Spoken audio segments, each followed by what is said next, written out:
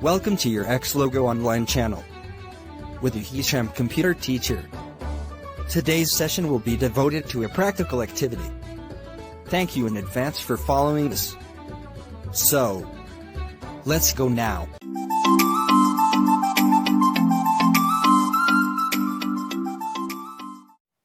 Bonjour et bienvenue sur votre chaîne Xlogo en ligne.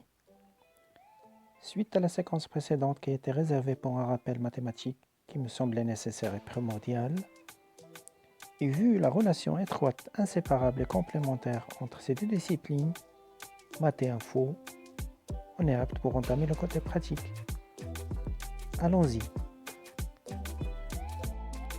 Alors, premièrement, on va élaborer un programme qui permet de dessiner un parallélogramme dont les côtés et les angles sont bien définis. Ensuite, on va faire des modifications sur le même programme pour obtenir ses dérivés, c'est-à-dire un rectangle, un losange et enfin un carré.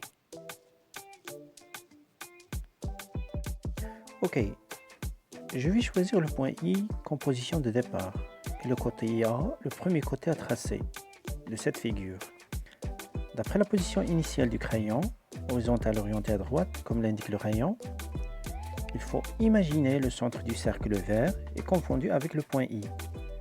Donc pour tracer IA, il faut changer de cap par un angle interne de la figure de 125 degrés à gauche, qui est la mesure de l'angle I, suivi d'un déplacement de 60 pixels. Et en arrivant au point A, il faut changer de cap. Encore une fois, sachant qu'il est dans la direction du IA et de sens I vers A. Ce qui nous amène à le réorienter de 125 degrés. C'est la différence entre 180 degrés et l'angle interne à 55 degrés. Et on fera la même chose une fois arrivé au point O et U, en alternant déplacement et rotation, bien sûr en respectant les longueurs des côtés et les mesures des angles. Commençons notre programme. Donc on va faire une rotation à gauche contre les aiguilles d'une montre, donc c'est TG, de l'angle interne I, donc 125 degrés, suivi d'un déplacement, donc c'est AV, 60 pixels. En arrivant au point A, on va faire une rotation, mais cette fois à droite, avec les aiguilles d'une montre, de l'angle supplémentaire de A, c'est-à-dire 125, suivi d'un déplacement de 100 pixels, la longueur du côté AO. En arrivant au point O, on va faire une rotation à droite de l'angle supplémentaire de l'angle O, c'est-à-dire 55 degrés, suivi d'un déplacement de 60 pixels.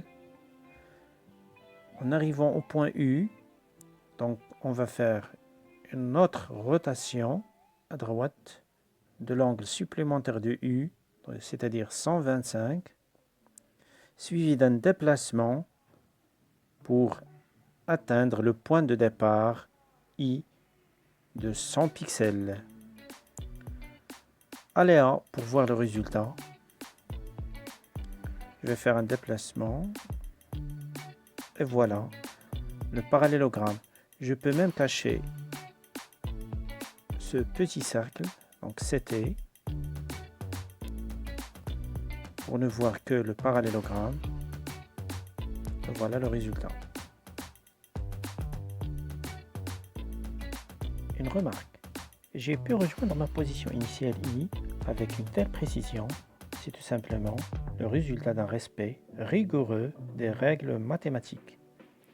Car ni le choix des angles, ni la longueur des côtés sont arbitraires, mais en respectant les règles géométriques qu'on a vues dans la séquence précédente. Maintenant, je vais réutiliser le même programme du parallélogramme précédent, que je l'ai copié de l'historique, comme je vous ai montré dans la séquence précédente. On fera des modifications pour obtenir un rectangle, sachant que c'est un cas particulier d'un parallélogramme avec des angles droits, c'est-à-dire 90 degrés.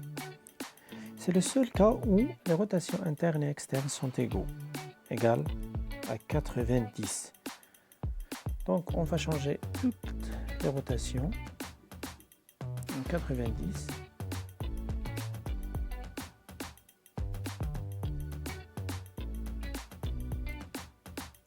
Il ne faut pas oublier les espaces entre instruction et instruction. Un seul espace est primitive et entrée.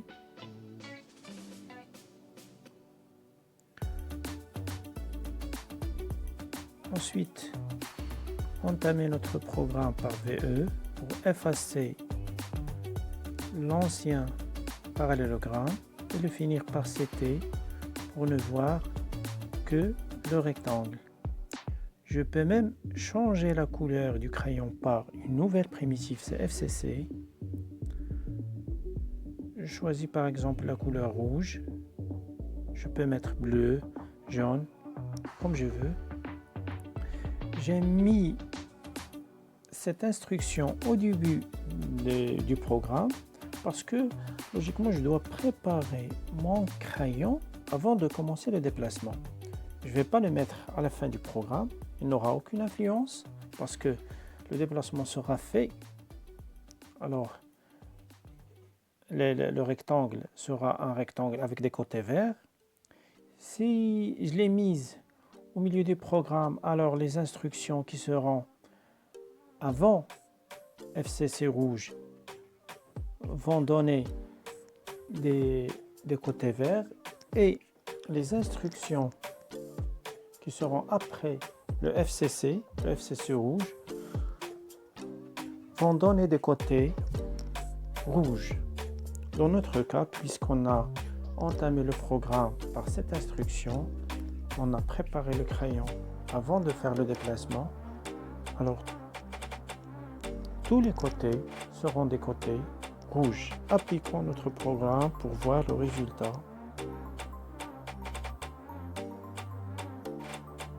Effectivement, c'est un carré avec des côtés rouges. Pour le losange et le carré, je vous laisse le soin de le faire vous-même. Le losange, il faut modifier les déplacements, c'est-à-dire les entrées de AV, et leur choisir une même valeur. Pour le carré, vous modifiez la rotation et le déplacement en même temps. Les angles 90, bien sûr, parce que le carré, elle a des angles droits. Et je peux même vous proposer de tracer chaque côté avec une couleur différente. Merci pour votre attention et je vous laisse avec le mot de la fin.